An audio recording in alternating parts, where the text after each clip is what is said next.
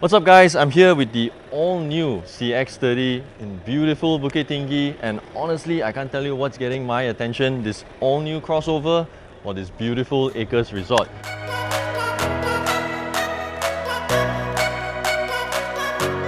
So as we speak, Mazda Malaysia has just launched this all-new SUV, so I'm going to take you on a walk around to see what's new on the outside, what's new on the inside, and obviously how it feels to drive. As for the exterior, I suppose it's safe to conclude that it looks really good. There's no section, no part of the car that you can fault. Take this front end for example. It looks very similar to the CX-5, the CX-3, the CX-8, the CX-9. But there are actually some differences. Rest in peace, mosquito. Take the front grille for example. On the surface, it may seem similar to all the other SUV models that Mazda has, but when you examine the details, it's actually different from all the other models. This grille protrudes out a little more, the CX-5 sinks in a little more, the CX-8 you have like the horizontal slats, the CX-9 you have double horizontal slats. You get LED signature illumination for the front and tail lights. This area here that formerly houses the fog lights is now the turn indicators, and I particularly find it really cool because it doesn't have that usual sort of blinking effect, but instead it has that pulsating effect, which I find to be very cool. The CX-30 is available in 3 variants. The bottom 2 variants are 2-litre petrol-powered models, while the higher spec is a 1.8-litre turbo diesel model. To the side, you have 16 to 18-inch wheel options. The 18-inch wheel options are available for the top 2 models. And let's go over to the back to check out the boot space. So you get a powered tailgate, again only for the top 2 models. Check out the amount of space you have in there. Something like 400 litres of boot space, 2 medium-sized luggages, 1 cabin-sized luggage, and a few more small little bags. And it serves the purpose that Mazda intended the CX-30 to be. Mazda intends for this car to sit between the CX-3 and the CX-5, and I think it completely serves its purpose. Aside from the youthfulness of the CX-3, now you get the space of the CX-5 without having to drive such a big car.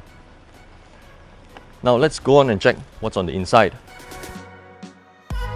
Like I said earlier, the new CX-30 comes in 3 different variants. The top 2 variants get all the party pieces, and the one that stands out to me are these pedal shifters here and the powered sunroof.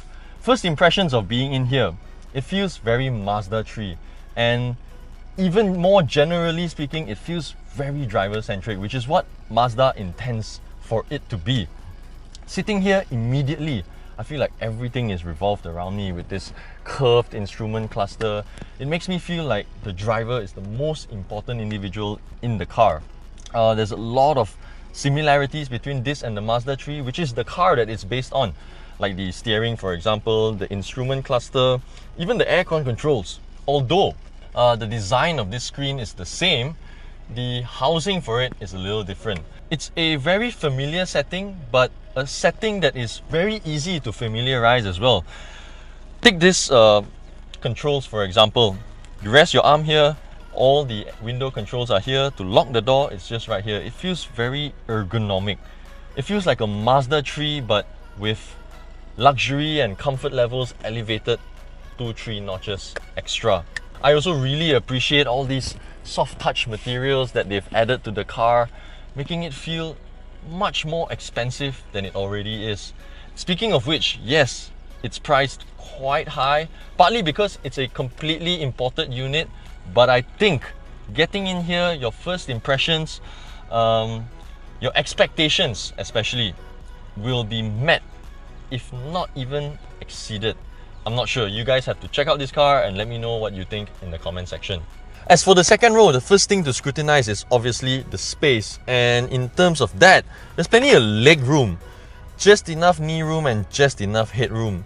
The seats, if you observe closely, they actually share the same design as the new Mazda 3, but I feel like they're a bit too upright. This is how I'm seated.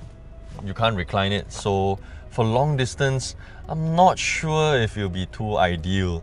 What's also not too ideal is this door handle. Yes, very nice to hold, but it's one of those go-through ones, so if you want to try to just put something there, it just falls off. You get aircon vents though, but that's only for the top two models. So if you find it particularly easy to climb into the CX-30, that's because Mazda has intentionally positioned the seat to be a bit lower, you know, to help perhaps more older passengers to get in and out easier, younger passengers, you know, little kids, so that they don't have to sort of climb into the car, which in my mind, I think is a very interesting situation. It's sort of like creating a solution, providing a solution to a problem that should have never existed. So hear me out.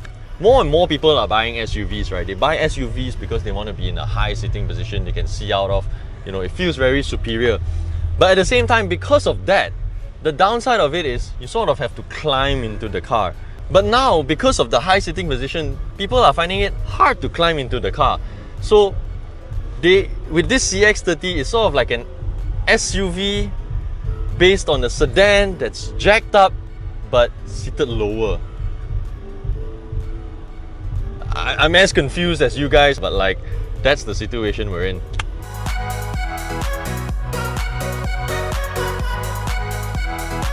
Cepatlah!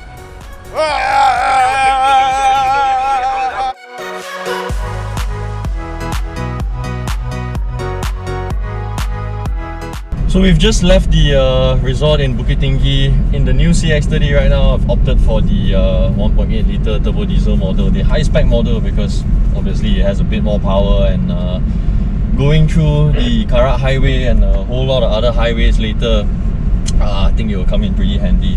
But for now, we're going through some trunk roads, some really narrow B roads, and first impression, it's not as big as it seems on the outside, at least not from where I'm sitting at least.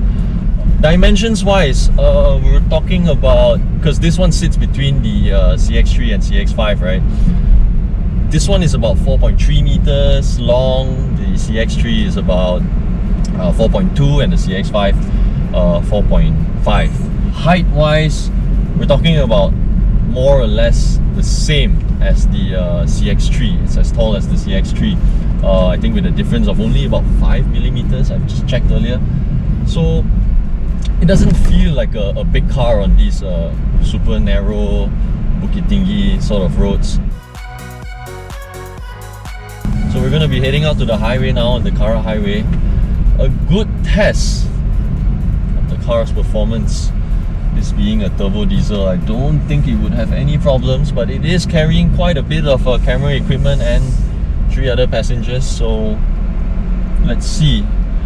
Coming in here, was in the back seat, and what I noticed was the usual sort of surge in acceleration and the noise that comes with it, associated in a turbo diesel car, was almost not present. It took me a while actually before I noticed that we were actually in a diesel model. It was that quiet. In fact, it's the same as the CX-8 that I drove recently. It's so quiet that when I drove my parents out, it took a while before my dad sort of woke up and like, what? This is a diesel? And that was only after I started, you know, revving the engine a little harder, and then the typical diesel noise started surfacing. And yeah, as of now, I'm on the Karak highway, 90 kilometers an hour on the middle lane, very, very quiet. And this, strangely, and this is just my impression, you know, if you guys have different opinions, please do share, but strangely, it feels more luxurious than even the CX-5. So I've spent some time in the CX-5 recently, the CX-8, the CX-3, I think towards the end of last year, and although this sits between the CX-3 and the CX-5, it does feel a lot more refined than the CX-5. Trims, for example, so like I told you earlier in my walk around, that this car comes with contrasting trims, a bit of brown, a bit of black, and that you don't even get in the CX-5. You have to be in the CX-8 at least, or the CX-9, to even experience such a visual pleasure, I suppose, or even such levels of luxury. Still on the Karak highway, The other thing that you'll notice is the NVH. Not just in terms of noise, but in terms of vibrations as well. I recently had the CX-5 and the CX-8 side by side, and having jumped into the CX-5 from the CX-8, you notice it's, in terms of refinement, they're two completely separate cars. Like, it's so refined in the CX-8 the moment you get into the CX-5. And bear in mind, the CX-5 is already quite a refined car, and it was still very noticeable, the level of refinement. I just felt more of the vibrations, there was just more of the noise. And this, it feels like a CX-8 more than a CX-5, right? So, very interesting proposition. It kind of, Mazda is not going to get rid of the CX-3, they're not going to get rid of the CX-5, they obviously just came up with the CX-8. So this car creates a very interesting proposition for compact crossover slash SUV buyers. You still get the youthfulness of the CX-3, but now with the driver-centricness of the Mazda 3.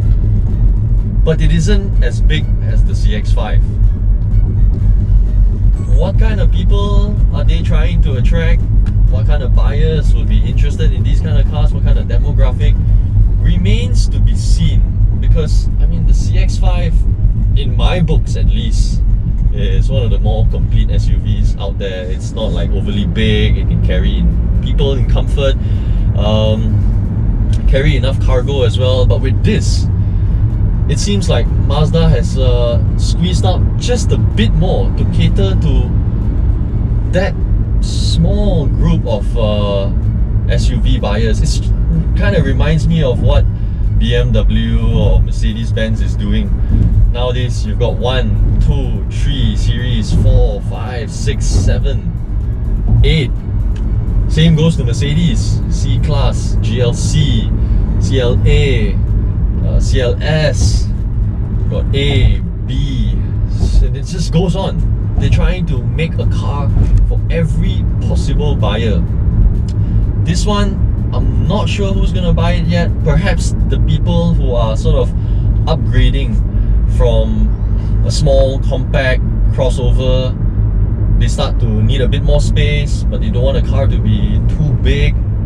Perhaps young families. I mean, the CX-3 is suitable for a young family, but let's face it, it's still a compact crossover.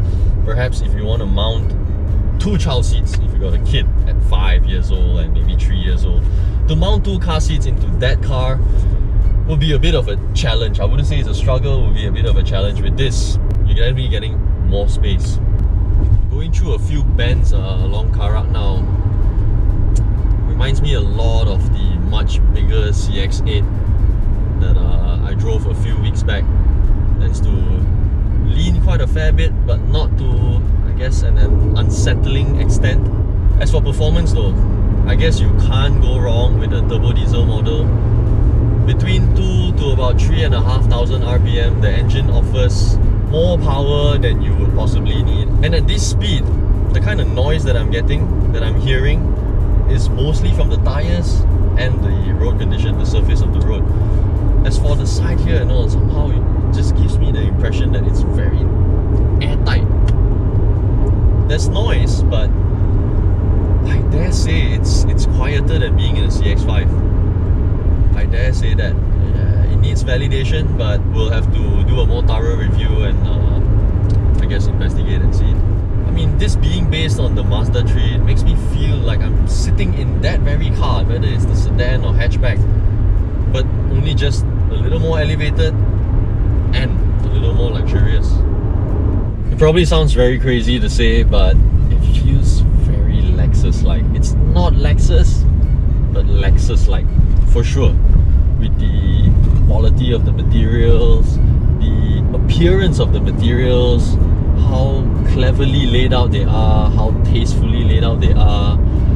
It feels very Lexus-like. And it's not to say that Mazda is trying to compete with them or they're trying to even transition to that. We asked Mazda earlier at the launch, they said it's to meet customer expectations or even to surpass it, to provide value to customers. And I think at this price, no doubt it's a bit high,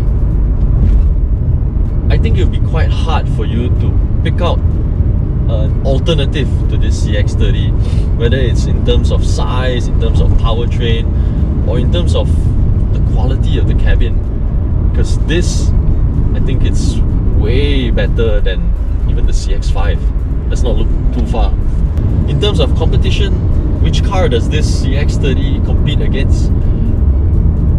Off the back of my head, like we discussed earlier, like I discussed earlier with my drive partner, Hisham, I think perhaps the Tiguan. But the Tiguan, as we have spoken earlier, it's so old. It's such an old car already. This is a new design, completely new design. It's quite hard to pick out an alternative, a competitor to this car. So it's in a very unique position of its own. Perhaps if you are willing to pay this sort of money, but you don't want D-segment sedan anymore, you don't want a Passat, or the Camry is way too expensive, although it's a great car. You want something a bit higher, a bit taller, but not the CX-3. But at the same time, the CX-5 is too big, too tall. Perhaps this is the only option. Is there another one out there?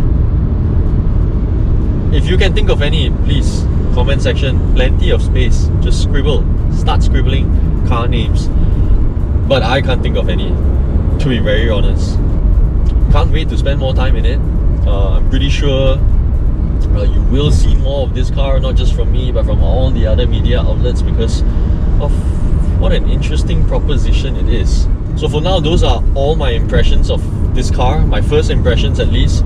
We definitely have to spend more time observing and even examining what are the faults in terms of inconveniences and all that.